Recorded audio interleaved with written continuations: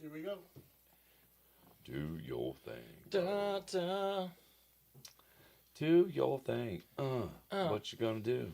Are we live? It's your thing. You're live.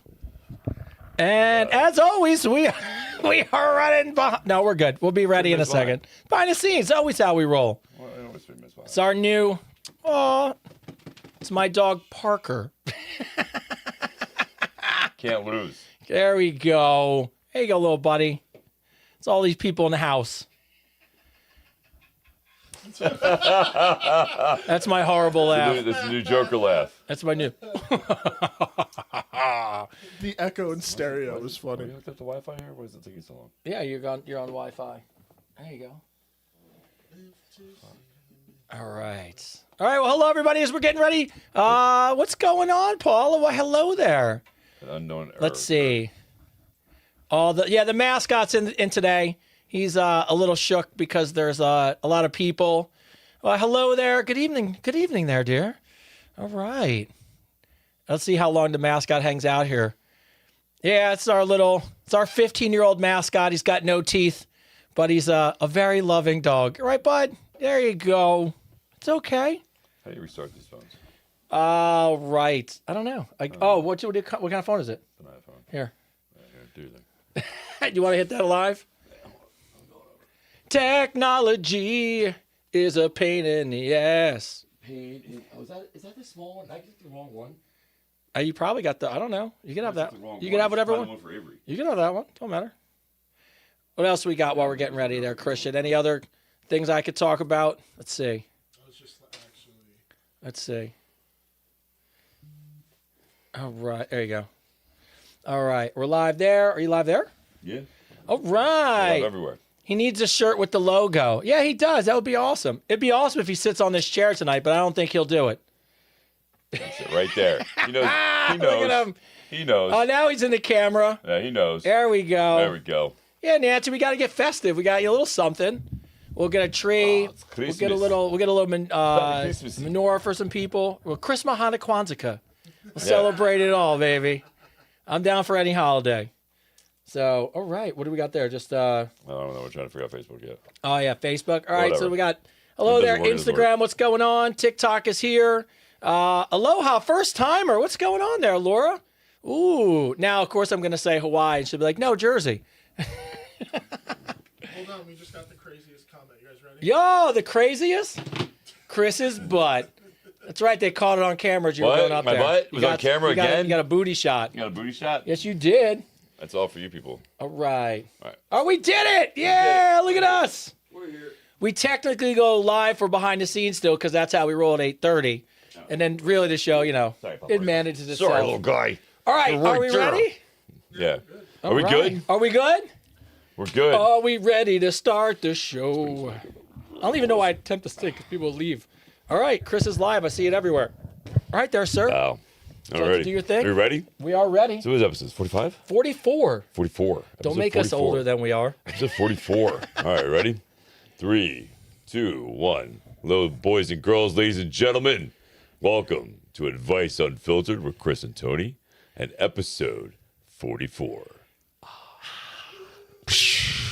By the way, that was, I mean, they're always on point, but that was legit. That was legit. I almost wanted to call you and date you. Right? Fucking, I'm was there, so bro. good. I'm there. You're on point tonight. I'm on point. I'm on this. All right. All right, so welcome to Advice Unfiltered, episode 44. If you are joining us for the first time, aloha from Hawaii, as we saw. And now you don't get any more green screens. So hello, Facebook. Hello, Instagram. TikTok. And, of course, if you're on StreamYard, get a little bit of everything. And we have our mascot today. Our mascot's here joining us for episode 44, Parker. So shout out to the midget. And let's, behind the scenes, we got the whole, I love it. Yo, the cameo. Oh, you're very welcome. Yeah, the behind the scenes crew. Behind the scenes, guys. What's going on? What's up? There's What's Christian and going Tyler. What's on? going on? Yeah, what's going on? Okay, and where's Ming? There's Meg. There's our superstar. There's It's our Ming. local What's superstar going right there. on? Yeah, the whole family's here Right? tonight. Only one here has got a bobblehead. That's right. Yeah. Still, of all the people who are the most famous, he's the most behind the scenes. He's the most behind the scenes guy, the most famous one. So good evening, everybody. So shout out, first of all, welcome to the owner of the shared universe. He always lets us, he travels with us now. So shout out, you popped his head in there, Ming. And we're glad to have him back in studio. So shout out to Ming. And behind the StreamYard, once again, manning it back-to-back times, our director, filmmaker, our producer of future movies. Ooh, little tease there. Future movies. Future movies. Put that stuff in the universe. That's it. What's going on, Christian? What's going on, guys? You're so good to see you, man. No, it's always a pleasure, man.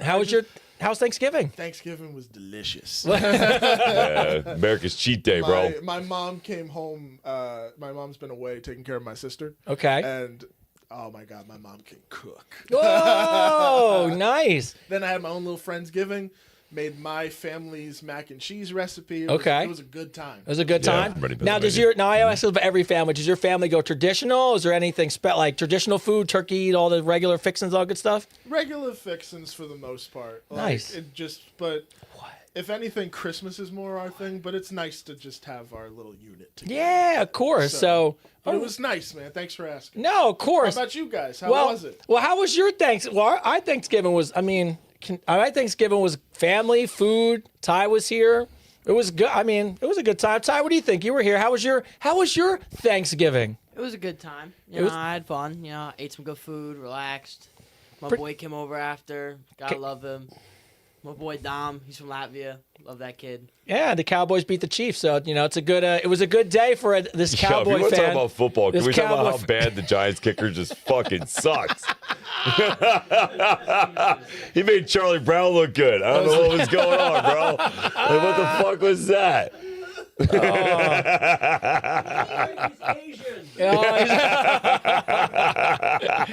Literally kicked the shit out of the ground. It was so funny. Well, that's the Giants for you. It's That's the Giants. Giants for And you. look, That the was Giants such a sucked. bad The Jets game. won somehow. Yeah. And I'm not gonna lie, I'm a Cowboys fan, and they're gonna break my heart. You beat the Chiefs, you beat the Eagles, you get a little bit of hope, your heart fills up a little bit, and then we'll go out and get blown out by 50 next week. So that's how Exactly it goes. what's gonna happen. So, great. How was your Thanksgiving there, sir? Who, me? Yeah. It was good. It was quiet. It was low key. That's the best, Yeah, isn't it? it was low key. I had a great dinner. Hung out with some great people. It was fun. Took a nap. Watched TV. Oh, I did yes. the whole thing you're supposed to do on Thanksgiving. I ate a lot. I took a nap and just relaxed, enjoyed the day, and enjoyed the people I was with. It was good. Yeah. Yeah. So, in the spirit of Thanksgiving, since the family's here, I have a present for all of you. Oh yeah. Yes, I do. And I got a present for you, the community out there. So love that's that. why I'm not crisscross applesauce on the chair yet. So, let me show you what I have for Thanksgiving for you guys. I love gifts. Oh wait, you're moving the tree? Well, for just a I'm scared. I like the tree. Me and Christian are scared about this one. I saw that Reading, PA, huh? Fucking Reading, PA. I see Reading, PA's watching. Guys, for you. I used to bounce at Reading, PA. What's this, poppers? What did we get? All of us. Has this box been vetted? This is for all of us. Really? All right. Oh my God, it's a fucking award. So this is for all of us here at the. Oh my God, it's a fucking award. This is the. No fucking way. This is. Oh, I'm so excited. I'd like to say happy Thanksgiving to the Advice Unfiltered community. Christian, Tyler, Ming, we'd like to thank you guys. Fuck These yeah. are our Oscars for Fuck. top Yeah, bro. podcasts in the world. Yeah! Let's fucking baby! go, bro. Oh, there it is. All you doubters and haters out Look at there. that shit. That is Look at right. that shit. That is right. It is. That's legit, bro. No, it's official. It's a fucking fuck yeah, dude. There it is, Yo, baby. how fucking cool is that, man? Hardware's in. So, Parker, it's okay, buddy. He's cheering Let's too. see that one. Yeah. Yeah? Yeah. Look at that. Nice, huh? No doubt. Yeah. fucking cool there shit, you dude. go. So, yeah. Shout out Right. to everybody. So, How cool is that? yeah. There we go. Hey, come here. Parker, you'll be fine. I'm gonna start calling him his nickname. Oh, I already uh, broke it. No. All good. So yeah, our awards came in. So shout That's out, fucking cool shit. shout out to anyone who hasn't joined us. Yes, that is correct. We won the top podcast in the world for self-help and self-improvement, but voted by the listeners. So I thought it was apropos to unveil it here on the show. So That is very cool. So congratulations to all you guys, because we couldn't have done it without you. So that is your award as much as it is ours. But it's gonna look awesome on the wall. Yeah, see, that's what I'll do. I got shelves coming in, and they're gonna sit right here next to us. Just to let everyone know what happened, So shout out. And if you're new to the show, just so you know, you're part of a community that outvoted the Sonys and the Warner Brothers and the studios and all the. There you go, buddy. Go up there. There it is. And all the big studios. So so that was our award. So congratulations to all you Advice Unfiltered family. There, our awards are in. It's about time, by the way. That's some cool shit, yeah. Yeah, it's a nice. I actually forgot they were coming. I told Brides, I figured at some point they would. What's going on here? All right. And so as we move on in the news, Paramount, Lionsgate, and Netflix have officially decided to move to New Jersey, which means we can wind up in one of those three places. Yeah, that'd be amazing, right? I think the universe is telling us that at some point. I say this all the time, man. I've said this from the day one when I got the job at Lifetime. I said this from day one. I said, what is success? It's preparation meets opportunity, bro. That's what that is, right? So everything we've been doing is building up that preparation. Let's fucking take advantage of the opportunity. You know what I mean? It's gonna be awesome. Fuck yeah, bro. So if you're 100%. So I'm sure some of you from Netflix or Paramount or Lionsgate are watching. So shout out, we live right down the street, and we would never be late for right here, bro. Bro, we'd never be late for work. You guys be so fine. Always be here. Yeah, I see. That's the goal, to do the live show with the audience. I think it would be fantastic at the studio. So that's ultimately the goal. So, and outside that, we are in the works of potentially, we'll see how it goes, our first commercial. So we go to a movie. Movie was a home run. Can't wait to see it. Can't wait for all that stuff to come out. What movie was that? Tree Lights, baby. Tree Lights. I'm just making sure. That's right. Tree Lights, baby. Do you like that? Holiday like that? miracle. Make sure we know what movie we're in. Tree Lights. Mm-hmm. Shout out to the 50-some people that donated to help make the movie possible, which was awesome. Mm-hmm. But now, I think the highlight's going to be the commercial. Yes. I the think one we were talking Oh about. yeah. Oh Yeah, yeah. I mean, whether they send us to do it or not, we're doing the fucking commercial. Oh, we're doing the We're commercial. doing the commercial no matter what. Yeah. So so we'll be working on a commercial, which is going to be awesome. It's going to be almost like a little mini series. Where I won't give any of it away, but it will be clean, very dirty, and we own a business, so it should be entertaining. So more to come on that. And by the way, all of us, even you behind, all of you people back, we're all in it. So shout out to everybody who's going to be doing that. And hopefully maybe some of the Advice Unfiltered ambassadors who live in Jersey could come join us, which would be awesome. So That'd be funny. yeah, would be great. There's just a whole bunch of people we know. So, all right, as we go into the show, let's go through shout outs first. Trish from Australia. Hi, Chris and Tony. I'm in Australia, and I just watched episode 43, the Thanksgiving special. It was wonderful. We don't have Thanksgiving over here, but I really love that tradition. I've watched all the episodes of the podcast. I love them, but I've never watched the podcast before until now. So now I just can't wait for the next episode. By the way, we're going to 2 episodes a week for members in January. Advice Unfiltered After Dark. Be on the lookout. But getting to know each other over the months and seeing your boys is a huge part. I admire both of you immensely. Love your vulnerability and authenticity. You deserve every success. Thank you for taking us on the journey. We believe in you. We believe in the best of you. So Love that. I heard that somewhere before. Where did you hear that before? I think it came from a really wise, good-looking man. There was a wise. I like how Norman would have been wise. It was in a movie once. Was it a movie once? It was in a movie once. It is. How funny is that? I fucking stuck that in there so There was a good. wise, very handsome man. It's wise, very handsome man with a Yes. with a sultry voice. Yes. Said once, "I believe in you. I believe in the best in you." Did it every day when that movie comes out for years. I will just go to that one part dude, it was to fucking just genius. watch you hit the catchphrase. It's Dude, so you gotta admit, amazing. it was fucking genius, right? It was Oh, I fucking, told you as soon as you fucking did it. genius, bro. It was It's- fucking spot on. Yes. Like it was like I couldn't think of a better way. Not just promote your movie, but to have to give the fans an Easter egg, right? Oh, and Easter eggs like the best part of Fuck movies. yeah, like fucking like you watch this movie. Who would expect me to say my catchphrase? I gotta tell you though, you should have seen my face when I saw you deliver the line. Like I was behind the camera monitor and I was literally just like, oh. when I literally looked up, it's like, you know why you're gonna be able to do this? Because I believe in you. As soon as the words. So just so you guys know, when we shot the movie, Chris, just perfect. It was so brilliantly done, and it was so seamless that nobody caught it but me and Christian. And he put the catchphrase right into the movie. And as soon as he exited the scene, I immediately just smiled so big. It was like so good. It was like Easter eggs are like the best part of a movie sometimes. Yeah. And when you learn about behind the scenes, you're like, oh, that was my my brother's name, so I put it on the mailbox, or I did whatever. Yeah. Yeah, that's except for Disney, who hides dicks in things. That's pretty cool too. But outside that, Is that Little Mermaid? when we make other projects, we'll hide other bullshit. just hide random shit in there. Random shit. I love that. So, but When we make a movie, eventually I'll put in the background, Connie, we have your book. yeah, that's what I'm talking about. Oh my god, the journey Connie's been I on. just have a picture with Connie holding the book. And It's on as we're walking through a hallway. It's on the wall. Right? It's just a picture of Connie holding the book. Becky holding the fucking blanket. Yeah, holding the blanket. Oh my god, So funny. But speaking of hidden things, we have an update. On Riley from Portland, Oregon. Riley from Portland. Oregon. Which one was that one? Riley from Portland, Oregon couldn't break the therapy rule. Oh, the one. So the one that so the one with the husband Yeah, the body count. had the body count. And he left therapy. And he left therapy without telling her. So what happens, just so you guys know, husband and wife were in right. therapy.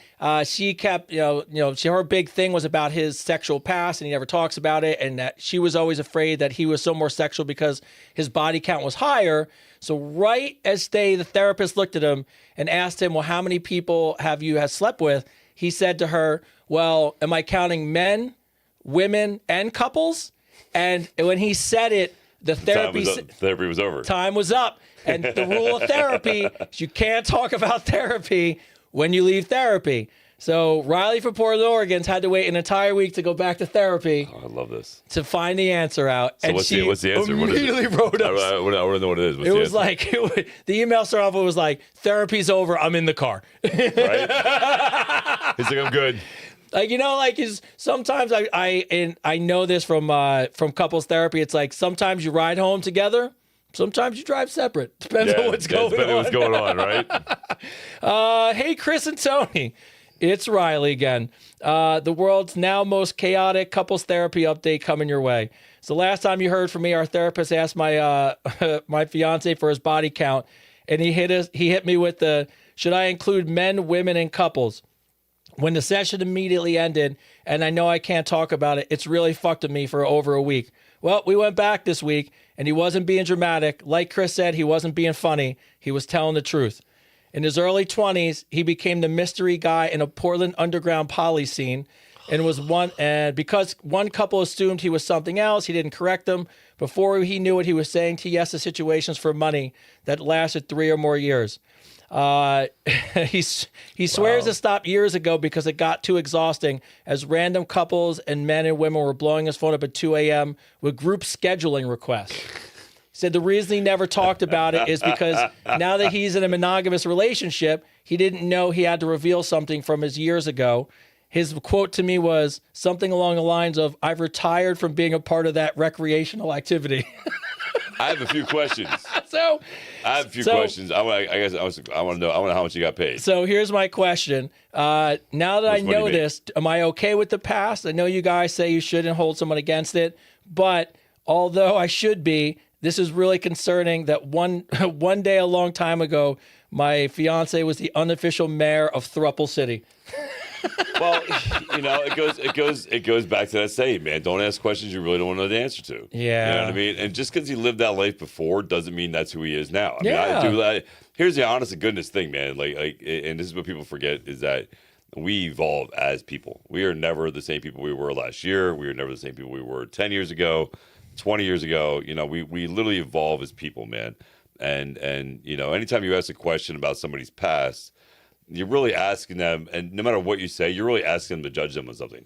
It's a good point. You're really just asking them to judge them. Like you want a specific answer. Like if I ask you how many people you slept with, I want you to say None. You know what I mean? I would just say you're a virgin and blah blah blah. Or a number right? lower than mine. You never or a number a lot lower than mine, right? That's what I want to think in my head, right? That's what if I'm asking that question, I'm specifically asking because I'm hoping for a low number, Yes, right? absolutely. But when you ask that question, I mean, 9 times out of 10, you're asking them to judge them because if they don't answer the question the way you feel they should answer for your comfortability zone, you're automatically judging them. And it's automatically in the back of your head, right? And the worst part about it is you're now judging them for somebody they were and not somebody who they are. Yeah. You know what I mean? It's not fair. It's not fair to do that. When it comes to things like that, because people change. People evolve, man. People grow up, you know, and those things happen. You know what I mean? So, like, yeah, I think the only time you should ask those questions is well, you shouldn't. You just shouldn't ask those questions. It's none of your damn business. What they did before they met you, unless they killed somebody, is really none of your damn business. Yeah, I think outside murder. Outside of murder or domestic abuse or something like that, you know what I mean? Out of something that's physically harmful to you or mentally harmful to you or I think sometimes, not knowing is better than knowing. Yeah, my opinion. I don't know who. All right, taking the throuple recreational thing out of the equation just for a second, nobody is the same person 14, 15, whatever amount of years later. Mm-hmm. So I don't know that I would feel good talking to my own wife if she was like, oh, what were you like when you're 20? Yeah. I was immature, probably a piece of shit. Yeah, like absolutely. I was probably not good at a lot of things. Somebody just put in there, I saw a freak, somebody just put in there that the past is an indicator of the future, and it's not. No. It's not. It's not. It's not at all. It's not at all. You can't sit there and say the perfect example, and I hate to use the guy's name, but Hitler. That guy was an artist, a starving artist. Just never thought. You know what I mean? He was a starving artist, ended up being a mass murderer, genocidal maniac. Oh, you know at least what I mean? you went the dark way because I didn't know what you were going to do. You're like, no. I was waiting for it to be like. I'm saying you would have never. If you would have looked at his past, no, I get it. You would have thought he was just some idiot starving artist. I You know thought what it I was mean? going to be like he was an asshole, but then people kind of liked him. No, I wasn't standing up like, for him. I was just saying it's an extreme example, all right? It's an extreme example. No. But that's what I'm saying. It went in a good direction. It went in a good direction, right? I'm just saying, like, if you would have saw him in his past, you thought I was getting this canceled, didn't you? That's so great. Love that. I love that. No, just some things are better left unsaid. You know what I mean? Like, you don't need to know that. And here's the thing. That's so good, right? I thought I'm Jewish, so I wouldn't do that shit. So anyway, no. So my point is that you shouldn't ask questions you don't know the answer to. And at the end of the day, what did it really change? All it did was change your view of him. Yeah. It didn't change who he was as a person, who you fell in love with, but it changed your view of him. And to be honest, it's really unfair now because he's put in a lot of work to get to the point where you're his fiance. Yeah, like he's into you, man. Yeah, he's in it. There's got to be a lot of stuff that you love about him. So now we got to. And by the way, I find it interesting that you're in therapy when I read your last email, and your primary concern was his sexual past because he's more sexual than you. I'm trying to be nice about it, but it sounds like a hang up on her end where why is that important? You're getting married to this person. I used to say this all the time. I used to have girls complain that I dated, all I wanted was sex. And I used to say to them all the time, the moment I don't, then you used to start questioning what the fuck I'm doing. Yeah. You know what I mean? Like, if the moment I don't look at you and be like, what are you doing? How are you doing? And I'm looking at you like I want you. Then that's the issue. That's the issue. The issue isn't that he wants to have sex with you all the time, that he's a sexual person. You should be happy he's into you. Yeah. You know what I mean? That he wants you. I hate when women do that. I hate when it's women who use sex to like control a relationship. Or make it seem like it's wrong that he wants to have sex with you all the time, or like it's bad. Yeah. You know what I mean? I've seen people do that. Like people sit there in relationships like, all he wants to do is have sex with me. Okay. All right. If we can. Good start. You know what I mean? Like, what is so bad about that? For men, again, a lot of men's love language is sex. It's physical connection. You know what I mean? It's, I don't know. Anyway, on the next one. So I just, wrapping that up, you should let it go. Let it go. Like you're making a situation that doesn't need to be there. No, you're really making a situation that does not need to be there, and for no reason. He committed to you, man. He loves you. He wants you. So that alone should give you peace. By the way, now she's going to have to spend more money on separate therapy just for herself. Yes. To deal with the guilt. To Yeah, deal to with it. get over the stuff that you just created in your own head. Yeah, so, all right. So real quick, as we get into questions, 4 of the best Thanksgiving disasters that came in. There was no question, so I'm just going to run through them. Nico from Miami, Florida, wanted to give his mom a shout out. Mom cooked the turkey. When everybody went into the dining room, she dropped the turkey right on the floor. It fell all over. She rinsed it off in a sink and served it anyways. I didn't eat any, but I also didn't dime my mom out. Shout out, Mom. She doesn't watch the podcast, so... she doesn't watch the podcast. I know. Get on your Why mom are we about giving her that. A shout out. So I think he knows. Why Now are he's we giving feel. mom a shout out when she's not even watching? Andre from Los Angeles. We forgot to buy a turkey because all of us thought someone else was buying it and bringing it. So we settled for 3 Costco chickens, and we had to tell the kids they were mini turkeys. That's a good one. You could have said there were guinea hens. That's another one. Yeah, you could have said there were guinea hens. Petra from Texas. I did not know you had to thaw a turkey out days in advance. I was hosting my first American Thanksgiving. Mine was still frozen inside for hours. Oh, yeah. So we Yeah. had to serve soup and sides, and I don't think people want to be here for Thanksgiving next year. Nope. At least you tried. Yeah, good effort. And Mike from Wisconsin, my oven broke on Thanksgiving, so we cooked everything individually, one at a time, in my little air fryer, one tiny batch of food at a time. That's horrible. Sucks. Well, that's like that Italian family in Jersey. You see that one with the Italian family in Jersey? No. It was a huge family, and they said this huge table. It was probably like 2 like big tables, fold-up tables together, right? And they stacked all the food on the one end of the table, all the way down, and the legs broke, and all the food fell on the ground, dude. The girl's saying it, this little niece, like little girl's giving like some speech, and all of a sudden, boom, and all the food goes, man. I'm like, wow, that was like, yeah. Tears and heartbreak. Bro. It sucks. All right, so we bring our first question. This one is interesting because it comes from a woman, Viking mom Ingrid. So it's a half a compliment, and also, by the way, it's a question. But it's a great way to start it off. You two are a massive inspiration. Great man figures like you are needed in this world. I'm very lucky that my husband is cut from a similar cloth. I just want to give you a quick thank you before my question. The other day, I was on my hands and knees scrubbing the bathroom floor. There was just crap everywhere, just cleaning up stuff. My husband was at work for 14 hours all day long. As he came in, he asked what I was listening to, and I was listening to the podcast. Right at that moment, Tony, you said, just tell a man what he wants to hear, that he's hot, loved, and wanted. So at that moment, I looked at him and said, you're really hot, and I want to jump you. Since then, having sex, the things between us have been so lovely. Our relationship seems more connected, joyful, and playful. Just want to say thank you for that. That is awesome, by the way. Fucking cool as It's shit. so cool. That is cool. Shout out to that. That's fucking cool. Listen, again, I say this all the time. People make things more complicated than they have to be.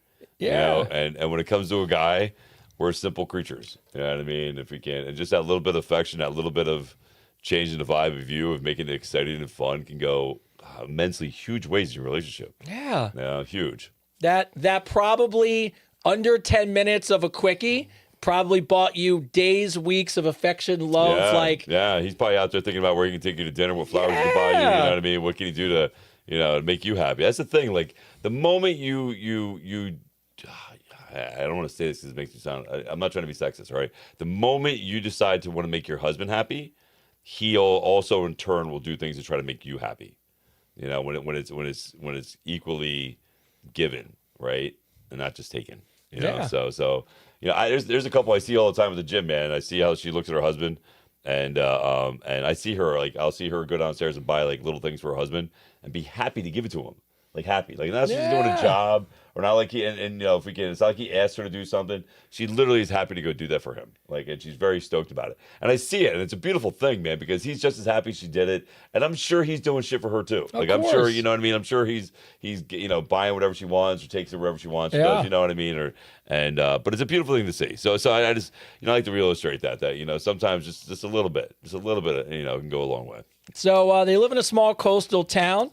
Where everybody knows everybody. They had a fallout with one family that they're reasonably close with. Their older child, which is double the age of theirs, so it's 10 and 5, he did something really inappropriate to our child, which my husband witnessed. We went over and just talked to the other family about it, and were immediately shut down. basically told we were lying and have cut us off and now don't talk. No conversations, cold shoulders.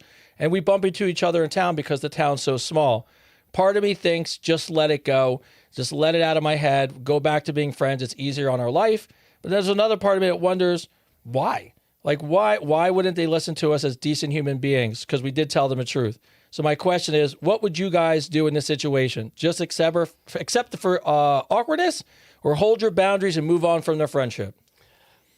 I think I think you can control the awkwardness by not letting it be awkward. Yeah. You know what I mean? Don't let it bother you. You know what I mean? It's like seeing your ex. Like, say you dated somebody you worked with. It's like seeing your ex at your job. Yeah, I mean, just don't make it awkward. Just don't let it bother you. Just, I don't know. I mean, what did they really do wrong? They wouldn't get into it. They wouldn't get into what they did wrong. Like, I don't know what they did wrong to say whether or not you should try to make an effort or not, right? I don't know enough details about the story to be able to give you a proper response to that. I think if somebody came up to me and was very nice about it, well, I mean, and talked about it in an appropriate way, I think it's worth. I would never shut down a parent who approached me in a way that I thought was at least respectful. Doesn't mean I have to agree, right? But at least in a respectful manner. But if someone just shuts me out cold, like completely cold, and eventually tells me to go fuck myself, they're not my friend. Yeah, they're not my friend. I'm not gonna. So not. No. I'm a big firm believer of, and I tell this to my son all the time, my oldest son all the time when it comes to women. I'm like, don't put more effort in than she's not is. You know what I mean? If they're not putting effort into your friendship and you're the only one putting effort into it, it's really not a friendship. If we can, it's again, just like any relationship, is friendship too. It should be an equal give and take. If we can, it should be both there for each other. Yeah. Give the love that you accept and accept the love that you give. Yes. There shouldn't be any other way than that. And listen, if people don't want to be your friend, fuck them. You don't need a lot of them. Nah, you don't need a lot, man. Smaller circle, bro. That's it, baby. That's it. Small circle. Small circle. Every guy watching's like, yep, small circle. It's totally fine. Yeah. I saw this girl, and she called it out right. Somebody was saying, that when you see a guy that doesn't have a lot of friends, it's a big red flag. And this other girl came on and she goes, no, I absolutely agree with you. It's a huge green flag. That means that man is committed to his goals. I mean, that man has got rid of all the bullshit drama in his life. And that means that man is fucking, he's willing to do the things that need to get done. Yeah. Right. So, you've done all the childish stuff and now you got the quality people around you. That's it. You need quality, not quantity. It was tough when I met my wife. She was like, because me and you have similar lives. We're just in it for our kid. And everything else is unimportant to us. So where we are, what our job is, always revolves around something to do with seeing our kid. And so at the time I met her, very small circle of people, because once I got divorced, like you just watch people pick sides, and I got to wait too much, and I didn't really care. So when she met me, for like the longest time, she was like, "There's gotta be something wrong with him. There's gotta be something wrong with him. Why don't you have more friends?" And I'm like, I got lots of acquaintances.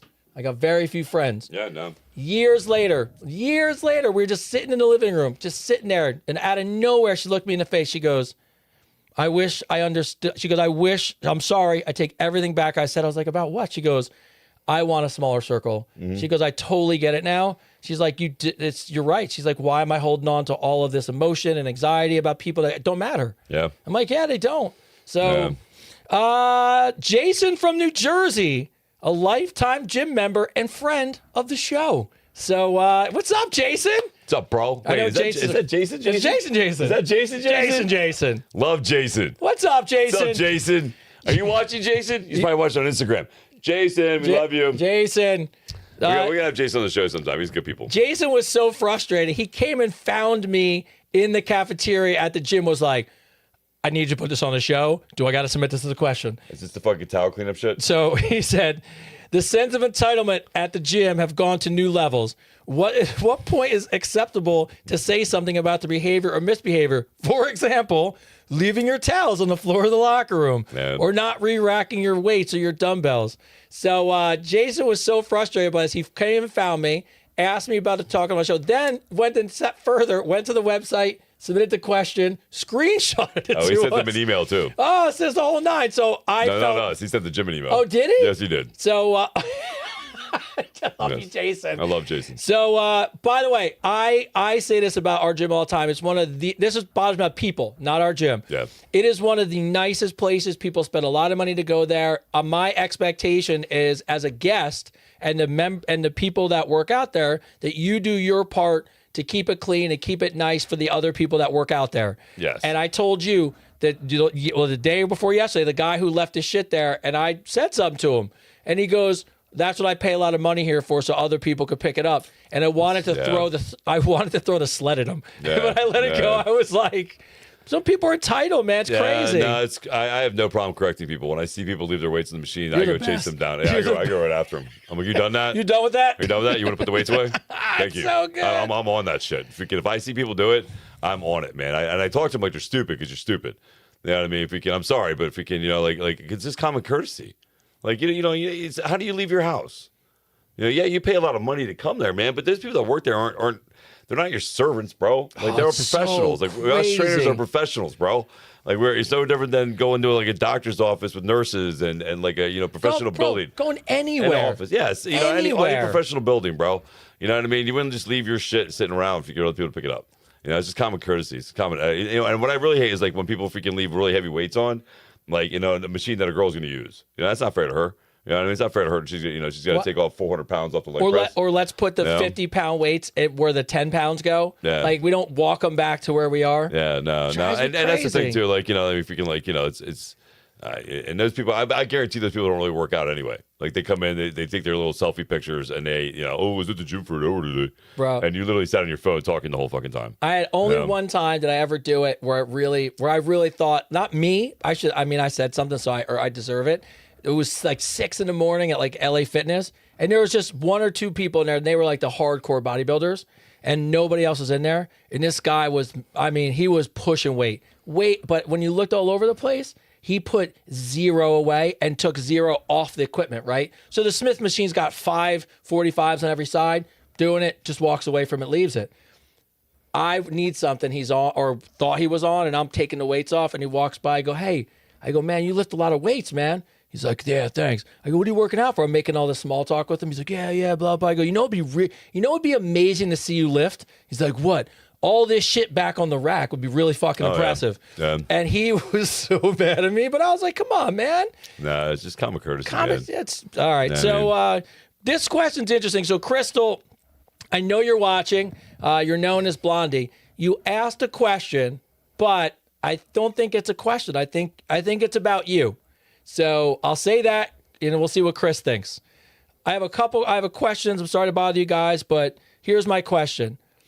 Males in general think a female is worth self-love. So do we think that a woman is worth self-love, even if they are ugly, fat, low income, single, or older? Especially if you've learned, and this is where it turns, if you've learned not to like yourself your whole life because everyone has shown you you're a failure and not worth it, you're actually told you're unlovable and you're unattractive. And then it turns to, should I even try to learn to love myself? So your question has nothing to do with men and how we view women. The question to me is more about the challenge you're having with how you view yourself. And it sounds like you don't think you're worthy of love. You don't think you're worthy of being anybody's attention. And then you're putting it back on guys to be like, well, why would you find me worth self-love if I don't? I think she's struggling. Yeah, no, I know it's the way she worded it was crazy. I feel like we answered this question. Did we answer this question once already? No, I think a lot of people struggle with it. I guess there was something similar. There was something similar we talked about, right? Ago, but it wasn't her. It wasn't her, right? Yeah, it's definitely not her. This is prevalent. People just feel this way about themselves. Yeah, no, it's so yeah. So here's the thing, right? And this is what I say all the time, especially when I get people coming at me, right? What do people say? Oh, that guy fucking loves himself. That guy's full of himself. Damn right I am. Damn right I do. If you can, but it took me 44 years to get to that point, right? And the reason being is because we are not taught how to self-love ourselves at all. We're not taught to. And honestly, we're taught that loving ourselves is wrong. For some reason, we're taught that if you love yourself, that's a bad thing. And I think we're taught that because it's easier to make you buy things if you don't love yourself. I think it's a big gimmick, right? I think it's a big emotional gimmick, right? They want you not to love yourselves and feel like for you to love yourself, you literally have to buy things and do things to yourself to love yourself. And none of that's true. That's why you see very wealthy people who have everything who are miserable. And that's why you see the brokest person, the Buddha's monk, the person who has nothing, and that guy is at the most peace and the most happy that of anybody, right? And he doesn't need anything. Like, he's not out there buying shit. You know what I mean? Because he finds self-love and gratification in his self. So this is why I really truly believe education is highly important, right? Learning, what self-love is, right? Learning how to love yourself. One of the biggest things I preach about this almost every episode, right? One of the things that really helped me on my path to self-love was understanding that the love that I give to somebody else, the love I give to somebody I'm dating, somebody that I'm totally infatuated with, that I want to be married to, that I want to have kids with, giving that love to them, right?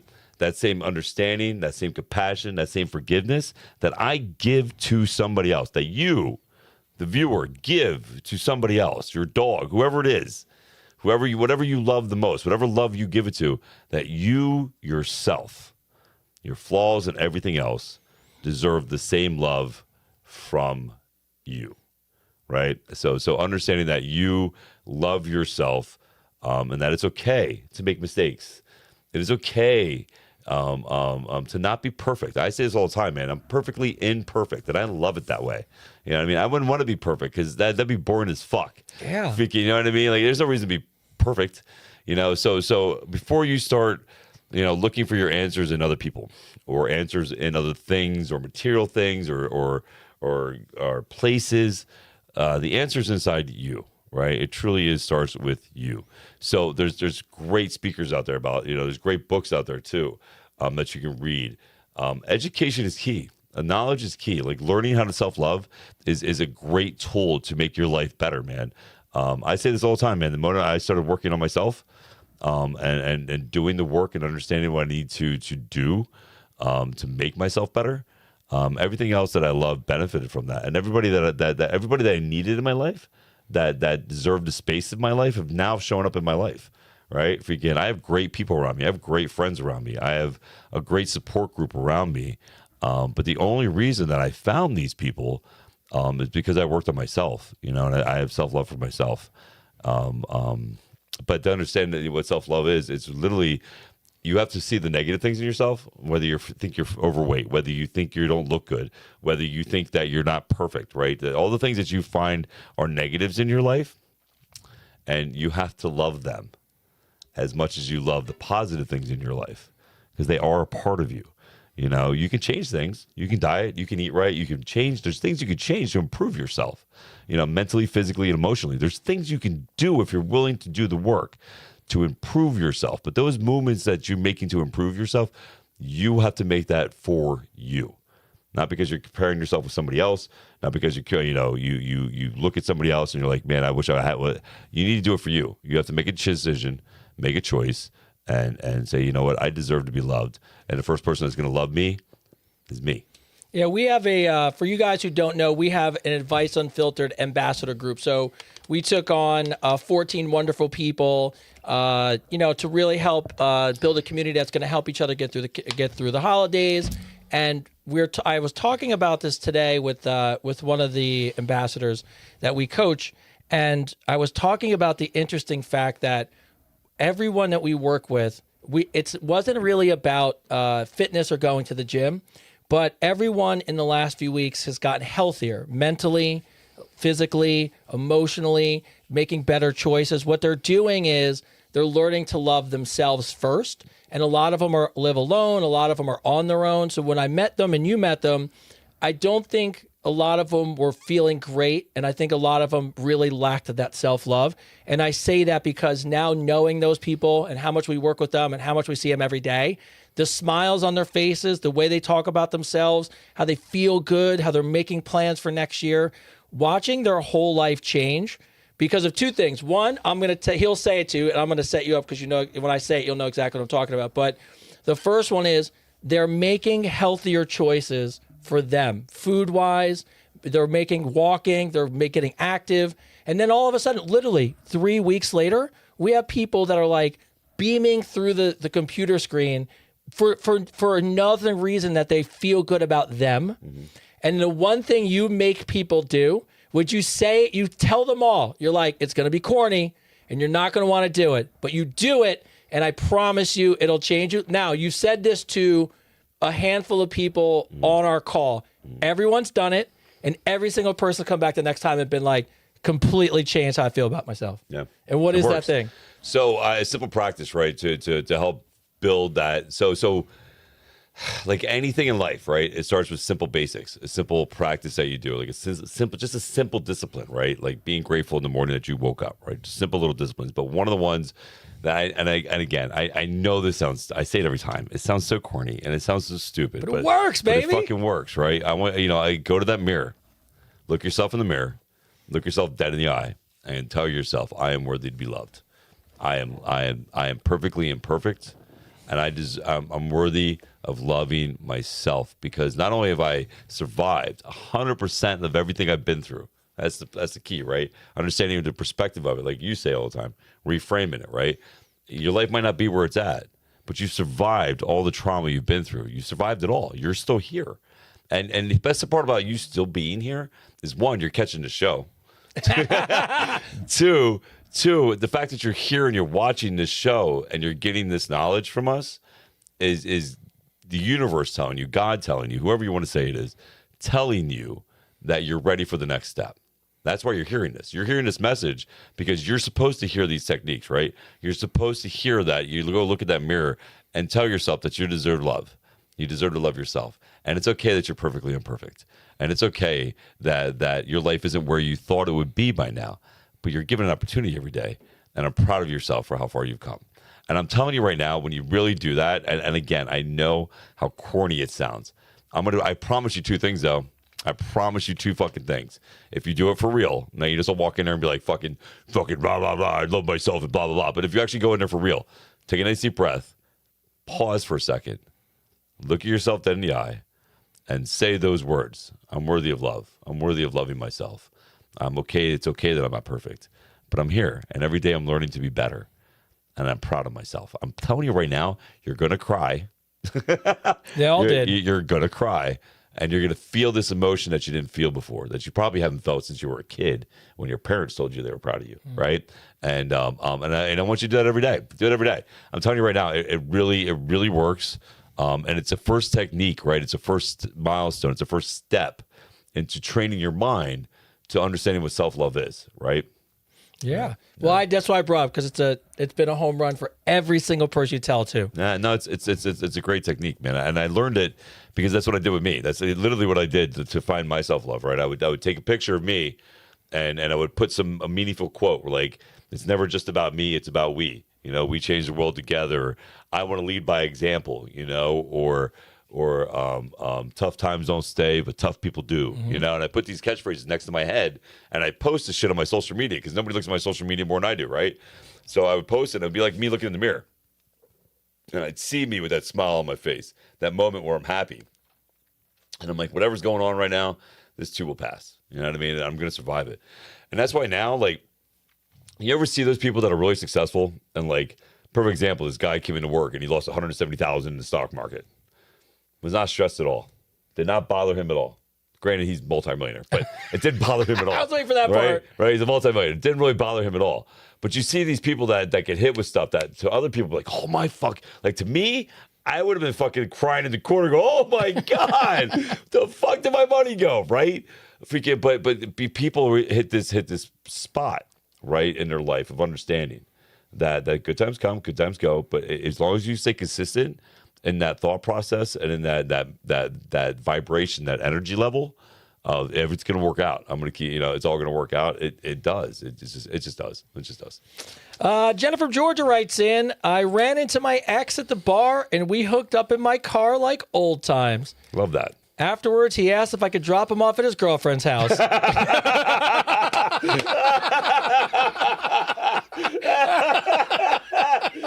I didn't see that coming. Did not see that coming. You know what I love about this show? Oh my God, You know I what I did love not see about that this coming. fucking show? Bro. Is the transitions from you believe in yourself, you're amazing, You're you like, should I know. love yourself. I just fucked this girl in the car and I dropped her off at her boyfriend's. That's what people love about the show, baby. That's what people love. I fucking love it. That's what people love. You gotta laugh after that. But I also Oh my God, that was so good. He's like, hey babe, can you mind dropping me off at my girlfriend's house? it gets a little better. I could drop off at his girlfriend's house. Fuck. And if you didn't mind, if he could sit in the back so I could pretend I was the Uber driver so he wouldn't get caught. So good. Oh my God, that's amazing. So good. That's so amazing. All right, let's play this out. Yeah. Oh, babe, is that good for you? That was you like that? it's fantastic. I just need you to do me a favor. I Yeah. need you to take me and drop me off at my girlfriend's house. What? And do you mind if I you mind if I sit in the back and you pretend you're the Uber driver? No big deal, right, babe? High five. High five. Oh my God. So good. It's so good. I love that story. She That's wrote, great. I know he's my ex. Why do I care that it bothers me? Because you got fucking used. Yeah, you really, I mean, it's fucked up. You got fucking used. That's right, Chris. It was fucked up. Oh my That's God. fucking good. That's fucking so funny. Can you That's drop so me off? funny. Can you drop me off at my girlfriend's house and pretend you're the Uber driver? By the way that you even were like, you're like, oh, he hooked up with me. Actually, like, oh, that's nice. And like, and then he blah blah. You're like, oh, Oh, that was fucking great. I did not see that coming. That's called thinking ahead, right? Yeah. Guy had that shit planned out, you man. needed a ride. Right? You needed a ride. You knew. He's like, I'm going to save $30 in the Uber ride. Yes. I'm going to get laid. Oh my God, so Fucking good. Good for you, bro. Great call. That's so funny. Omar and Leah write in. Hey guys, can you help us settle this argument? I see you guys do this sometimes on the show. Leah wants separate bedrooms because she sleeps better. Omar says that that's the beginning of the end and feels rejection. Leah says sleep matters. He says tradition does. Where do we live and lie on people being married and sleeping in separate bedrooms? That's tough, man. I know. That's why it was a good question. That's a tough question. So my grandparents, they never slept in the same bed. And they, you know, I wouldn't say they were the most loving couple. That's where it starts. They Right? stayed together, though. They stayed together like 65 years, but I wouldn't say they were the most loving couple. Now, my other grandparents, they slept in the same bed. And they loved each other so much that when one died, the other one died like 13 hours later. You know what I mean? So, you know, I guess it all depends. Really, I know sleep's important. And I guess it depends, like if you're one of those really like you toss and turn and you snore and I mean there's factors, right? He's got like that a can sleep play. apnea machine. Yeah, and like a sleep apnea machine. Like there's things that play into factor, right? Like I think if you really love somebody and they there's issues about sleeping, then you know I think it can be tolerable. I wouldn't choose to do it. I couldn't. Yeah, I don't think I could be with somebody that I wasn't sleeping in the same bed with. Like I don't think I like that at all. It'd be like being a roommate. Yeah. You know what I mean? Well, there's people in the family, in my extended family circle that sleep in separate bedrooms. And like Ty's like, yeah, I know. So how do you feel? Well, let me ask Ty. We won't say who it is, but like, how do you feel about it? Because you see it, so you've seen it. I mean, from the people I know, aka my grandparents, they love each other very much. Oh, they're great. That's why I'm asking. They love each other. They love each other. How long have they been together? Like 40 years? 50 years. Yeah, something 50 like, years? Some crazy number like Yeah, a that. long time. Yeah, but they sleep in different rooms. But I mean, Mom always says my pop-up snores too loud. She can't deal with it. That's Yeah, why so he got his own room. so his grandparents like they've and it's one of the rare exceptions because I'm like you. First of all, if it works for you, it's fine. I just don't unless it was a snoring issue, sleep apnea. I love being Yeah. I love having somebody I'm wrapped around. Bro, I don't want to Right? be married. I like and being like grabbing a hold and like pulling them in, and I want to cuddle and put my dick on some ass cheeks. I don't want to. like my I don't dick in need to between be some by ass cheeks. myself. I like my dick between some ass cheeks when I'm It's sleeping. just being honest. Like, It's like a little hot dog warmer. isn't that part of being married? Yeah. Like, Yeah, it's so true. It's like a hot dog warmer, bro. it's so good. Yeah, Why would I want to be? Why would I want to sleep in a separate room? I agree. So, look, if it works for you, but if I don't know, if there's no actual issue with sleep apnea, snoring, I don't know why you would do it. But if there is, I think you know, unless you're cuddling, cuddling's important. yeah, It's important in relationships. Yeah. I would only ask this: are you guys having sex on a regular basis? if you're continuing some form of intimacy. If you're still being intimate, then it's great. Then right? I think it's fine, right? Then I totally get because then you still have that closeness, you still have the togetherness, you have that. But if you don't have that now, and I think then you're moving into sleeping in separate bedrooms, I think the writing's on the wall. So I'm sorry, guys. Betty from Arkansas. Hey, have you ever played fantasy football? No. Hey, Chris and Tony, have you played fantasy football, Christian? Ty, you just played fantasy, right? Do you guys have a rule for the loser? Oh, yeah, of course we do. Okay. Pin this for a second. I had to pick up my boyfriend this weekend because he got way too drunk driving home for fantasy football. When I got there, his friends had stripped him completely naked, put him in a bathtub, drew all over his entire body with magic markers, the rules. doodles, signatures, a full mural on his back. He woke up like nothing happened and just says, it's not a big deal. It's just what guys do. I love him so much, but I'm sitting here wondering, are these what guys consider really good friends? Yes. Or is this some weird man shit? What do you guys think? It's both. It's all both of those things. It's all the above. 100% both. It's all percent both. It's weird guy things, and it's what guys do. And I remember we had this guy Steve Wall. Steve, if you're out there watching, Steve, who's now a sheriff or whatever. If you remember this, but he was wasted. We didn't only just draw on him, but we put him outside in the yard in a mattress. The fucking. Yeah, Yes, we put him we outside, did. so he woke up outside in the middle of the fucking outside, and like, what the fuck am I doing here? No, yeah, it's part of it's what happens. If you get drunk first and you pass out, you just fucked up. Look, the fact that if he wasn't mad, then you have to know he loves his boys. And not only that, but he's probably done it to his boys. Oh yeah, Yeah, they've all done it to each other. Oh yeah. They've all done it to each other. It's not like it's something new. They've Yeah. all done it to each other. Ty, what's the end bet for you guys? That's why I was curious if you do it. You got a choice. You either gotta make a really stupid TikTok every day for 30 days, like all the boys pick out every day for 30 days. Okay, that's kind of fucked up. That's fucked social. up. Yeah, I get Or it. one of our boys has Okay. this apron, and you gotta go out in the middle of the street in just the apron and just start dancing in the middle of the street. Can you put it on TikTok? Yeah, it'll. Men get banned. But look, so No, it won't anyways, get banned. And there's- arrested for public by the way, indecency. Probably. this is what guys do. So Yes. one of their girlfriends is gonna go pick them up downtown at the station. Perfect example is the old school with Will Ferrell. When he's like, "Let's go shrieking," and he runs Oh. out naked. He's yelling, running naked. That's men. Yeah, that's That's what we do. That is exactly what we do. Amy from New Jersey. Hey, Chris and Tony. Please help me understanding something. My husband free balls it all day long and refuses to wear underwear, like ever. And then he's constantly complaining I don't give him a blowjob and we don't have more sex. I keep telling him if he would put underwear and walk around, then he would be smelling like I don't want to go out down there. Is it actually common for guys to free ball, or is my man just built completely different? Yo, your man should be smelling down there. Oh, if he stinks. Like he should be taking a shower if that's the case. Then there's something else going on there. I free ball all the time. Yeah? Yeah, I You free ball all the time. Yeah, I be forgetting. I mean, not all the time. I mean, yeah, about 90% of the time. Listen, you know why I do it, and this is why I do it. This is me making sure my green footprint is better. I do less laundry that way. That's my excuse. So, this is Tony from Advice Unfiltered. We like to reach out to any apparel company who does underwear that we could put Chris through the free ball. Yeah, put me some yes. underwear. Is free no, but my balling balls better? Never stink. My balls don't stink. Like it doesn't, that's not a normal thing. And I work out and all that shit. So if you get like fucking like it's not a normal thing. It's not. Yeah, eco-friendly. See, I'm eco-friendly. I love every woman in there is going to bat for you 100%. She's like, oh, Right. it's just less Eco-friendly. just Less less stuff I laundry. gotta take off. It's fine. Right? Just Less laundry. I'm doing less stuff. claustrophobic.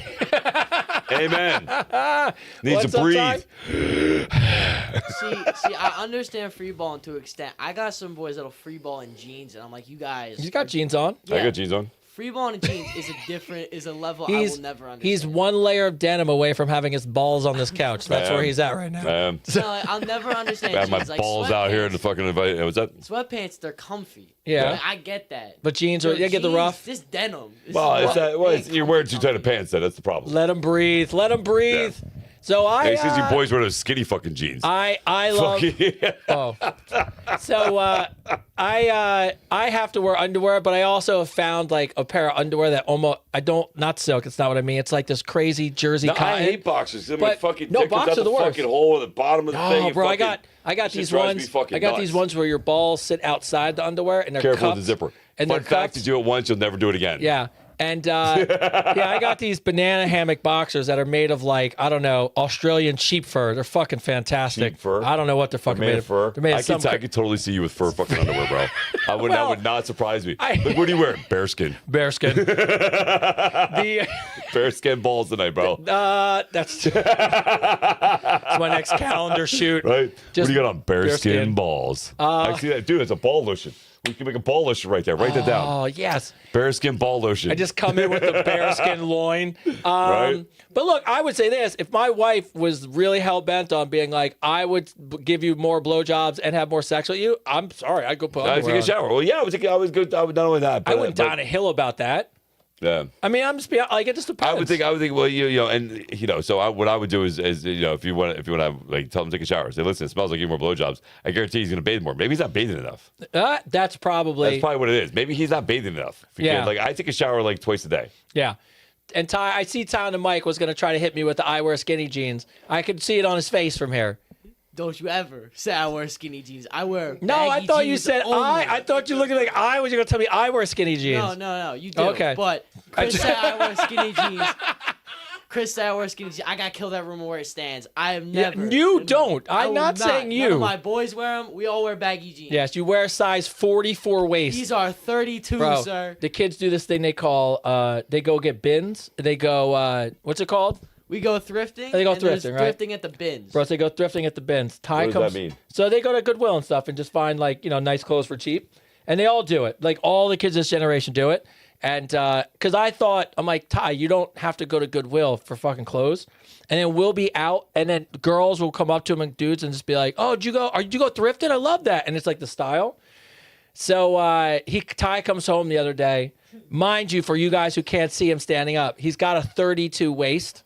He comes home with a 44, bro, and he's like holding up. He's like, oh, these jeans are the best. Check these out. I'm like, bro, they're a 44. You can fit two of you in there. That's funny. I didn't even think there's a belt big enough to wrap around you. That's funny. So, yes, that's fine. This was a while ago. It was. Changed. Very true. I got better jeans that fit me a little better. You're down to a 38. It's very nice. I'm down to a 34. Tiffany from Spokane. Wait, you had 34 waist?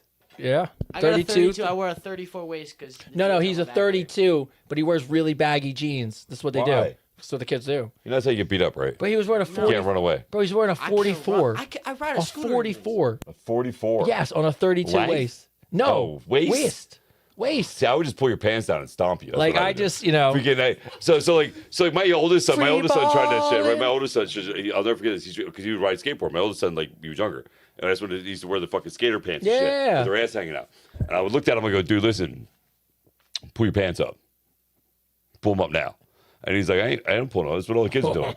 I'm like, dude, I'm going to tell you right now. I'm going to tell you again as your father, pull your pants up. If you don't do it, I'm going to show you why. He goes, man, I'm not pulling my pants up. And he turns his back and he starts walking away from me. I go up behind him, dude. I pull his pants down and I push him over.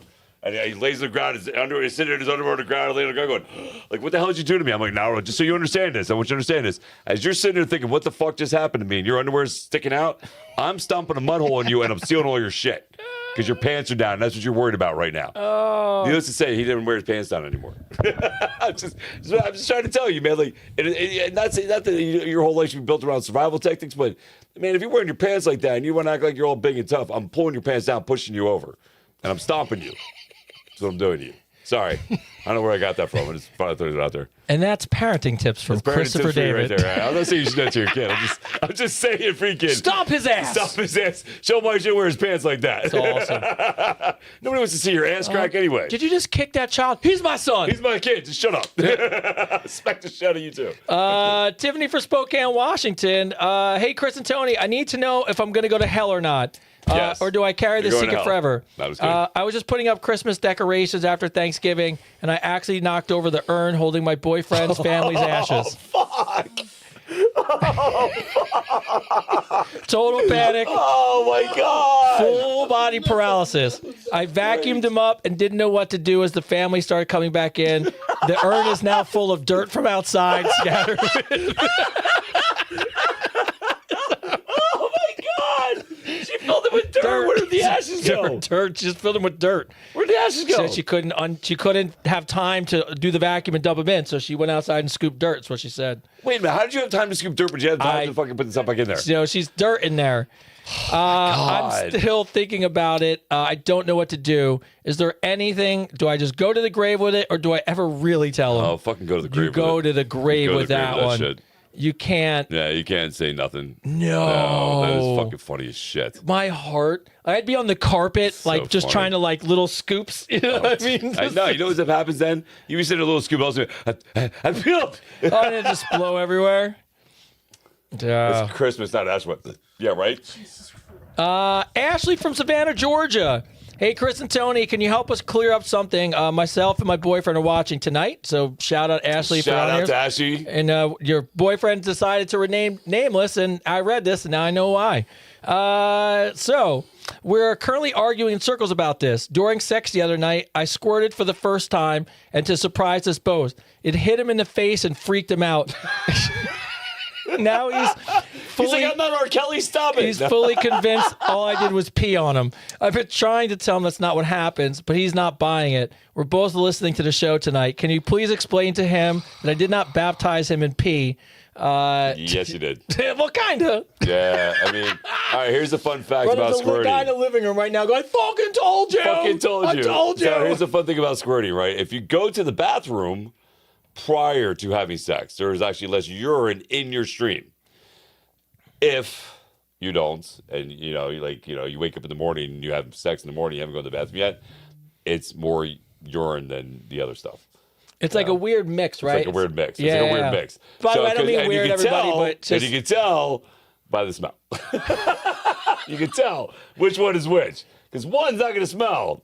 The other one is. Oh, my God. So here's your thing. Your odds, 50-50, you know? I would go with which one makes you feel better, sir. Yeah, whatever makes you feel better. I think squirting's great. I'll be honest with you. I think squirting's amazing. I think it's the best way to know that you did your job. Right? You can't fake that shit. You know what I mean? You can't. You can't fake it. You can't That's for fake damn it. sure. Like, you know what I mean? Like, and I love that. If you can, I think it's great. It does throw you for the loop though the Yes. first time it happens because Yes. it's really random. Like, well, it was I was like, whoa, so shit, okay. Yeah, no, I love it. I think it's great. If you can, you know what I mean? I'll put down a couple of towels. Put that. It's a great show tonight.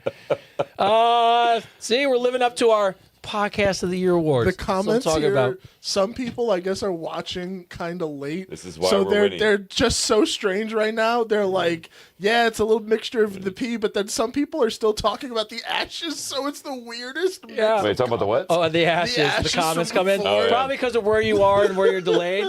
Yeah, it's oh like. my god, I love this comment section. Right. So, yeah, So good. it's the best. Jim from Utah. What's going on, Jim? I met a girl on a religious dating site a few months ago. She's amazing. Problem is, I was only pretending to be religious to get laid. I know. You're going to hell, bro. He wrote, I'm going Dude, straight to you're hell. going straight to hell, bro. He goes, I got a front row seat. But while I'm here, her whole family is super religious. She's super religious. And I've been keeping up the app because I really, really, really like her now. Okay. I'm not religious at all, so here's my dilemma. Do I come clean and tell her the truth before this goes any further?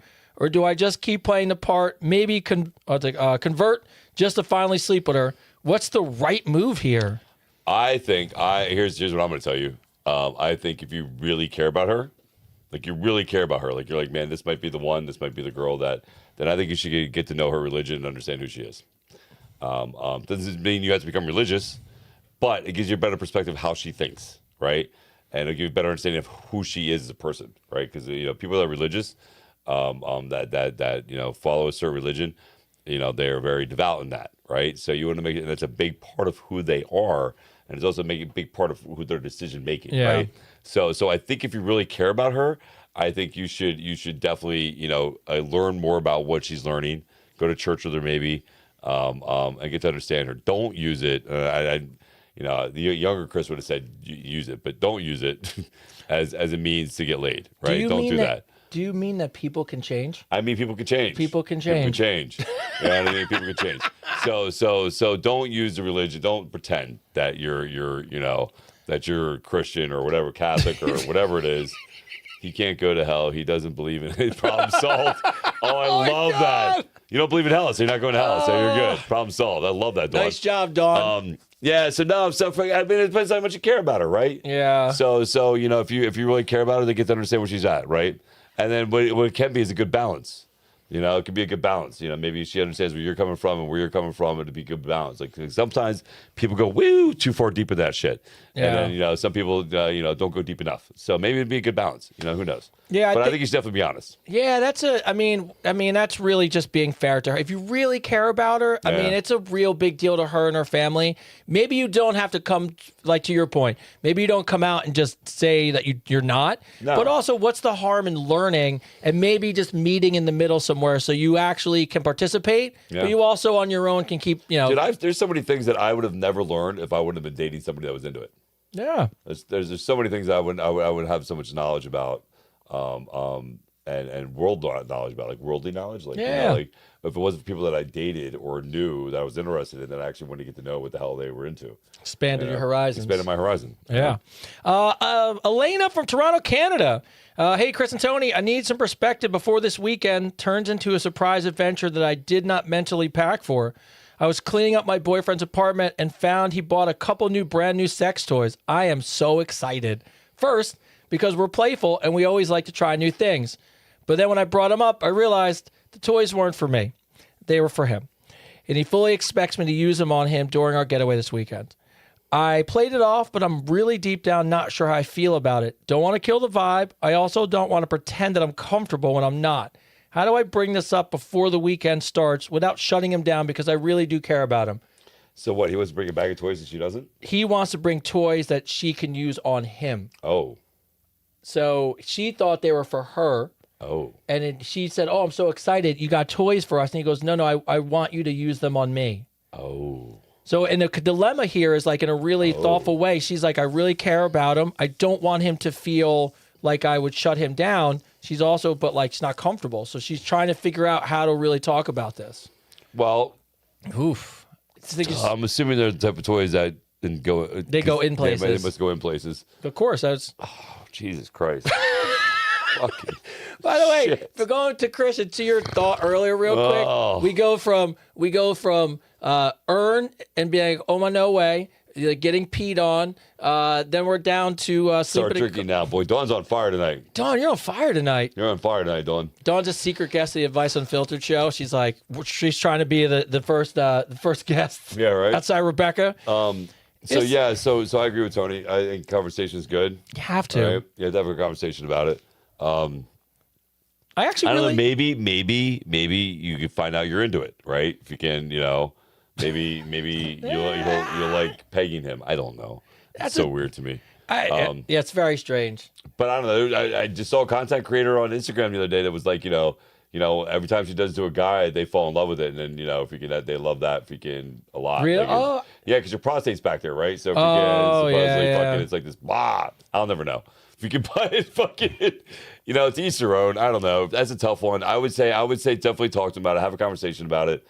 And if you really care about them, you can try it. If you don't feel comfortable with it, don't do it. Yeah. Yeah. I think to be honest with you, this question could have been like you could have asked this question in a lot of ways that didn't give me the sense you care about him, but you actually are really thinking about him and yourself. You don't want to put him down. You don't want to make him feel bad. No, I think it's great because I think it's good to have that conversation relationship, right? Yeah. So I think just talk about it. I mean, if you love him, try some things you're comfortable with. Maybe ease into it. And maybe you will be too. Yeah. Yeah. Maybe don't stick one in each end first. Just do one at a time and see how it goes.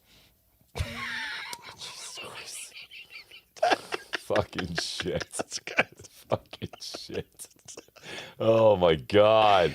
Oh, I love it. It's good. It's so good. Okay. Fucking shit. Colton.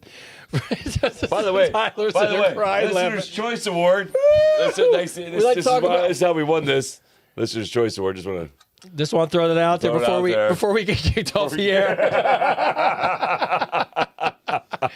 Oh my God! All right, Colton from Omaha, Nebraska. So we got about 15 minutes left, by the way. So God, that went by quick. Oh, we're moving.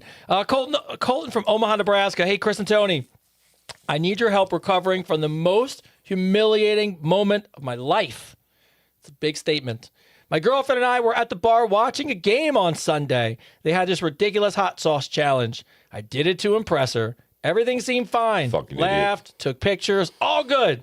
Later, we back to her place, and when she went to the bathroom to change into something sexy, the hot sauce hit me like a lightning bolt. I tried to hold it.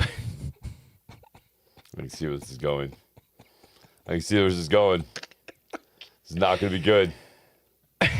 I tried to hold it, but I ended up full on shitting myself all over the bed. God. I panicked when she came out of the bathroom. She looked amazing. I knew this was fucking shit himself. I told her dog shit on the bed. He threw the sheets over the balcony. I threw the sheets over the balcony. That's great. So good. I'm sorry I had to blame the dog. I'm sure you guys are going to tell me go to the grave with it, but do I ever tell her and come clean? No, go to the grave. Go to... There's just some things that are better off, you just keep to your mind and laugh at yourself and fucking, don't say nothing. Oh, my God. Just tell us that Advice Unfiltered. It makes you feel better. See, we're your release. Anytime you love feel it, like, yes. I know where you're anytime going. you feel I like you know need it. to say something that you know you shouldn't say, but you need to let it out, that's what we're here for. Write it to us. Somebody asked me, they were like, I ran into me, asked me about the podcast, and they're like, how do you, your community seems so amazing, the things you talk about, and they were like, what's one of the things that really would blow people's minds about the questions and stuff? I said, I honestly think that people connect with the show so much, and not me and you, the show, the community, that they can't go anywhere else, and they got to tell somebody. And they're like, I'm going to tell Tony and Chris. Yeah, no, I appreciate it. We love your stories. We love it. Yeah, we love it. so fucking good. funny. All right, Ethan from Denver, Colorado. I'm dealing with something I cannot shake no matter how much I try. I went on a date last week. I got to the restaurant early and was just standing outside waiting for her. When her Uber pulled up, she got out, took one look at me, and asked me if I was the guy. When I said yes, she got back in the car and left. No explanation, no text, no nothing. I can't stop replaying this moment in my head. How do I stop this from crushing my confidence and making me feel like something is wrong with me? Wow. Wow. What a bitch. What a fucking bitch, man. Here's how you look at it, bro. You dodged a fucking bullet. Yeah. That's how you look at it. You dodged a bucket. You dodged. Not only is she a fucking bitch, but she's not a nice person. Yeah. You know what I mean? She's obviously not a good person at all. So you, my friend, are lucky, and you dodged a bullet because 1, you didn't have to buy her dinner. 2, you didn't have to waste your fucking time. And 3, you would have found out eventually that she's a fucking bitch. So you dodged a bullet, bro. I think that's how you gotta look at it. You gotta look at it like you dodged a fucking bullet, man. It wasn't her running away from you. It was God or the universe saying, "Yo, bro, she's not the fucking one." Oh, that's a good way to look at it. Yep, there you go. Yeah, a little Matrix style. Yeah, dude. Yeah, no, you dodged a bullet, man. Yeah. Look, I'm gonna be honest with you. There's nothing else to say. No, you dodged a fucking bullet. Like there's nothing fucking. Yeah. Jordan from Kansas City, Missouri. Let's see. I need some guidance before I accidentally sabotage something good. I'm a regular weed smoker. She's not. She has no idea I like to get high. But before our first date, I took an edible to calm my nerves, and that motherfucker hit me way harder than I expected. I was blasted to the moon, like outer space, my ancestors' high moon. I barely remember the date at all. Somehow it went fantastic, and she's really excited for date number 2. Problem, I don't remember anything because I was too high to function. I fucking love that. Should I go on the second date Yes. sober and hope my natural personality holds up, or do I roll the dice, pop another edible, and pray the universe takes the wheel? No, I would say go sober. Unfortunately, I would say go sober, but man, you had a home run going high though, dude. bro. I don't know. But that's like playing Russian roulette, right? Like you're gonna get it right the second time. I don't know though. Fuck it. You know what I mean? If you don't remember the first time, I don't know. That's a tough That's call. a tough call, bro. Maybe take because part of me wants to say fuck it, do it, see what happens, right? Bro, take half the edible. Yeah, take half. Take half. Yeah. Don't go to the moon. Yes. Take half edible. That's it. That's great So advice. funny. It's No, so because fucking you know, funny. look, you know the right answer. I agree with you 100%. Go sober. Better answer is go blasted, but in the middle, that's where I think you go. Yeah, go right in the middle. Right in the middle. Yeah, I agree with that. Logan from Minneapolis, Minnesota. Hey, Chris and Tony, let me tell you, am I the only idiot this has ever happened to? I just went out on a first date. Things were great. I got a little too confident with the espresso martinis. Way too confident. By the end of the night, my heart was pounding out of my chest. I thought I was dying. I ended up being taken to the hospital because I was convinced I was having a heart attack. It was a full-blown anxiety attack from the caffeine and the alcohol. Has this ever happened to you or anyone do you know? It hasn't happened to me, but yes, I've seen people. I can tell you right now, I used to bartend. I used to bartend and bounce for years. When they introduced Red Bull and vodka, it was the most annoying fucking thing on the planet. Oh, yeah. Oh, dude, because people would be drunk. You're like, I ain't fucking drunk. I'm like, you're just amped up on Red Bull, bro. Yeah. Like, you're fucking wasted. Like, you're wasted. Your eyes rolling in your head. You're fucking wasted, man. Yeah, so I see people go into panic attacks and all that stuff with the energy drinks. Not so much the espresso martinis, because I don't know anybody that's really drank that many espresso martinis, because they're so rich. You know, It's a lot. It's a lot. It's a lot of them. You must have had, I would say, probably 5 or 6, if not more, the espresso martinis for you to feel that way. But on the flip side of all that, I'm going to be completely honest with you, 100% honest with you. I would definitely get looked at by a doctor too. I would definitely get checked out. Yeah. The fact that you had such a reaction to that, to that much caffeine, you might have something else internally going on. Well, I would Right. tell you that as a bartender as well, I went out to a bar to see friends of mine. You know how it is. Like, you take care of them, they take care of you. I never forget it. It was probably 23, 24. 8 Red Bull and vodkas, because that was just that was the drink. That was the drink. I had such a horrible anxiety attack. I had to leave the bar sweating the whole way. Heart just pounding out of my chest. Those are fucking Jaeger bombs. Fucking terrible, bro. So, yeah, don't worry. It happens to everybody. But like you said, 8 espresso martinis. Yeah, here's the thing about espresso martinis is there's really not a lot of espresso in the espresso martini. Well, it depends on which nice Italian restaurant you go to. Well, I guess, but even then, it's mostly vodka, and you got some some chocolate liqueur or whatever. There's a little liqueur in there. Liqueur in there. It's really not. Well, you're maybe getting a quarter to a half of a shot of Let's say espresso. half. Well, 8 would be 4 shots. If you're not built to handle that. No. Yeah. No, but I would definitely, I mean, it could have just been a one-time thing. Yeah. Well, if you feel like you're fucked up still. Oh, I hate Jaeger bombs. Somebody says all my embarrassing moments happen in Jaeger bomb. Jaeger bomb. First time I had a Jaeger bomb, I popped both my tires in my car. Freaking looking at my ex-girlfriend driving behind me. It was the great. original meme of Jaeger bomb. There's a guy from New Jersey, and he's the first person. Just look up New Jersey Jaeger bomb. You'll see one of the funniest little meme clips ever. Second time I had a Jaeger bomb, I threw up over a stripper's ass. It was great. Fuck Jaeger bombs. Oh, it's great. It'll probably be a video. All right. So as we're gonna bring the show, it's a fist. Right, the guy right there in the middle, fist bump. Nope, or the left. The left. Right in the middle. Go over on her. Him. He's got a video of him doing Jaeger bombs. That is the guy. It is on. This guy's right here down at the Jersey Shore, and this is when they were huge, and this has to be seen like millions and millions of times. And you have to look for one that you can actually. He's got a video you can probably find on like YouTube or something. But while he's doing that, Marcus and Danielle from Charlotte, North Carolina, as we're bringing the show to a close. We're a couple who listens to the show together. It's my favorite thing. I love that couples listen to the show together. I love that. It's the best. I really do. I know this is going to sound really cheesy, but I really do think of like 2 people either chilling on the couch or chilling in bed. YouTube. Yeah, watch us on YouTube on the TV. Yeah. Either, just having and then fun. Somewhere out there, somebody went, I fucking told you. I told you. From before. Yes, knew you peed on me. So they want a ruling from us. Between the 2 of you, and before this becomes a full-blown relationship war, Danielle, she says Marcus is getting lazier, and the breaking point for her was when he started wearing Crocs with socks to nice restaurants, birthday dinners. Marcus swears it's a fashion trend. No, it's not. Fucking Who's lazy right? fuck. Oh, you're being fucking lazy. Being a lazy fuck. I hate Crocs, and I hate people that wear Crocs and pajama pants out to eat. And That shit socks. drives me. I hate it when they wear them to the gym.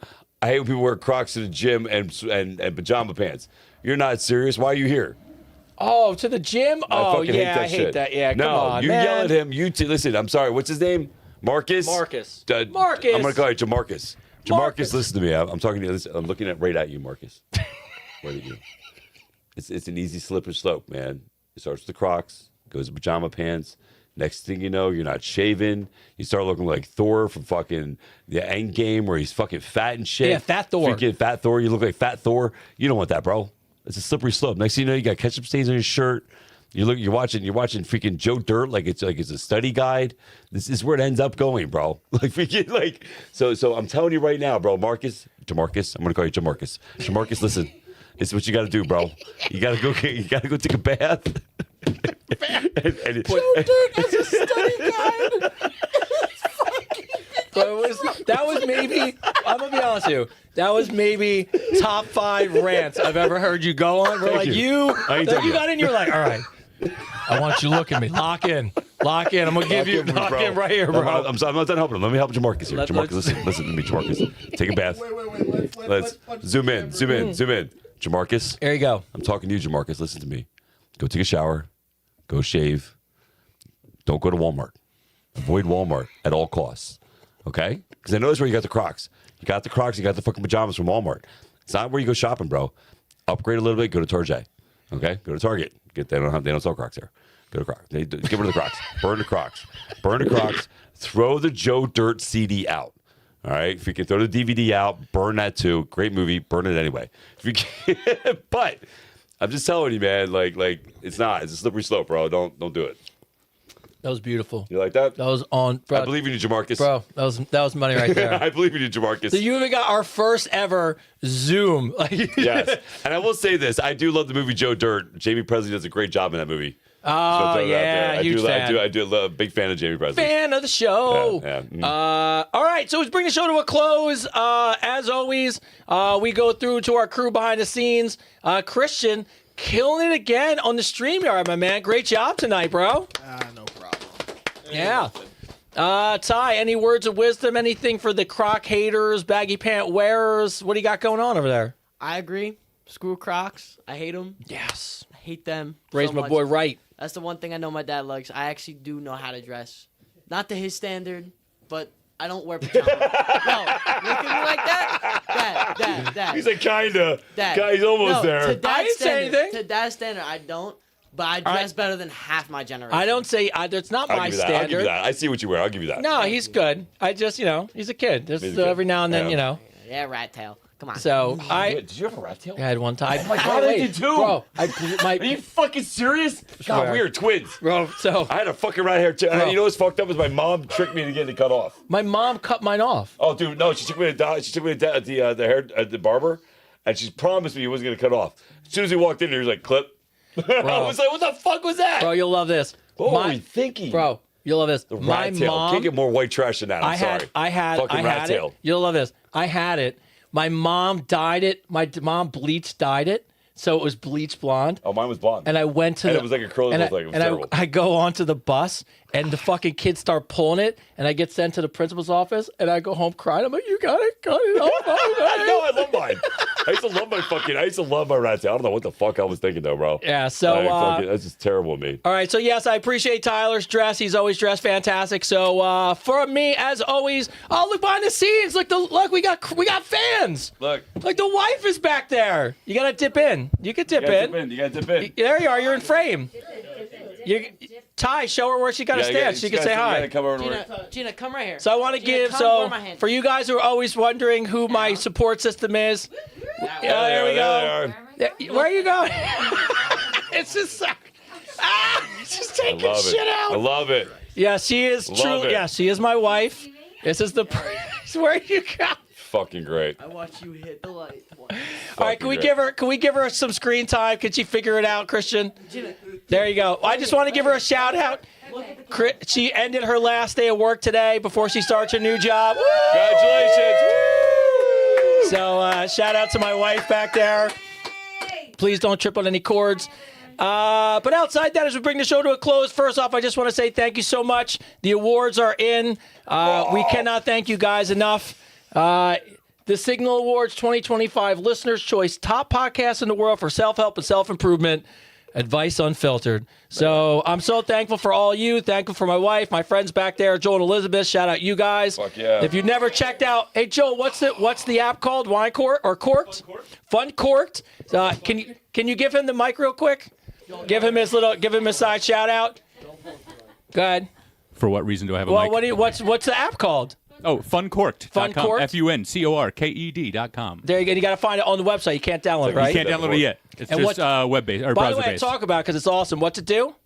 So you enter your preferences in wine, the Yeah. characteristics you like, and then you take a photo of the menu at the restaurant, and it'll tell you what best matches your preferences. So if you know the flavors you like, Yeah. but you don't know what to order when you look at the menu, it'll tell you what to order. Yeah, there you go. So I'll share that out. So if you guys like wine, I'm going to be honest with you, it's pretty fucking cool. You take a picture, it tells you what to drink, makes it so easy. So, but outside that, as much as I love all of you and thank you again for episode 44, I got to be honest, Chris. You were on fire tonight. Oh, yeah? You were on fire tonight. bad. And by the way, I can't wait to clip just the slow zoom in and then just the rant. Fucking bird. But as we bring the show to a close, go ahead, sir. It's all yours. Well, first off, thank you to all of you who voted. You know, I knew because of you we would win. Let's be honest. You did tell me we were going to win. I told myself we you were going did. to fucking win. I knew it because it was you. My faith was in you and all of you watching. That's how I knew we were going to win. So thank you to all of you. And yeah, so let's just go through the run through. Great show. Everybody did a great job. You guys were amazing. Fuck, we talked about some great shit. Yes, we did. Some fucking funny stories, man. I fucking love that stuff. I love how it's like a fucking roller coaster, right? Great show, Yeah. right? Shout out to AUF, the ambassador program. Shout out to all of you for loving and supporting what we do and being a part of our ambassador program and making those changes, you know, and taking that first step to being a better you before the new year starts. The work begins when you make a choice, and you guys all made that choice, and I couldn't be more proud of you. Shout out to Alexis. We got the app coming out soon. Yes. Hardcore Synergy, the fitness app, is coming out. It'll be out by January. We got the ball rolling on that, so shout out to them for Hardcore Synergy, the fitness app that I'll be featured on. So that's gonna be fucking amazing. Tony's gonna be on it too. Then we got Alexis, our other trainer, our other coach that we're bringing on board, gonna be on it too. She's co-owner of it, so shout out to her for doing what she's doing. She's making big things happen. And yeah, man, like this is it. You know, this is the last month of 2025, bro. That's it. I mean, let's think about this. In 10 months, right? 10 months, we've accomplished a boatload of fucking shit. And I cannot believe, you know, how far we've come in 10 months. And I just know by this time next year, it's going to be twice as big. Yeah, it's going to be twice as big, be twice as huge. And it's really all because of you. So I just want to give a shout out to everybody, say thank you. Thank you to my beautiful, handsome co-host, Tony. That without this, none of this would be possible. He's the one. He's the architect behind the scenes. Nah, that's all you, bro. Like you're the foundation maker, man. Yeah. So I appreciate you a lot, bro. I love you, man. I appreciate you. Oh, I love you too. I love your family. Thank you guys for being a big supporter of all this. Shout out to my son Avery. Yeah, Ave. Yeah. Gen Alpha. What's up, Gen Alpha? Shout out to Avery. He's killed it in school, man. He's doing really well. I can't wait to take him to Disney World in a couple weeks. That's going to be amazing. He's kicking ass in school. And as Avery would say, go buy the merch. Go buy the merch, baby. Go to the website and go buy the merch. You know, go to the website, get the merch, become an AUF affiliate, work with us. Yeah, man, as always, man, I can't say this the best. You know, I believe in you. I believe in the best in you. And if you want a better world, it starts with you learning how to be a better person. This is episode 45 or 44. 44. I'm sorry, 44. Episode 44 of Advice Unfiltered with Chris and Tony. All right, it's a wrap, everybody. Thanks, guys. All right, thank you to everybody out there, and have a good night. That was awesome.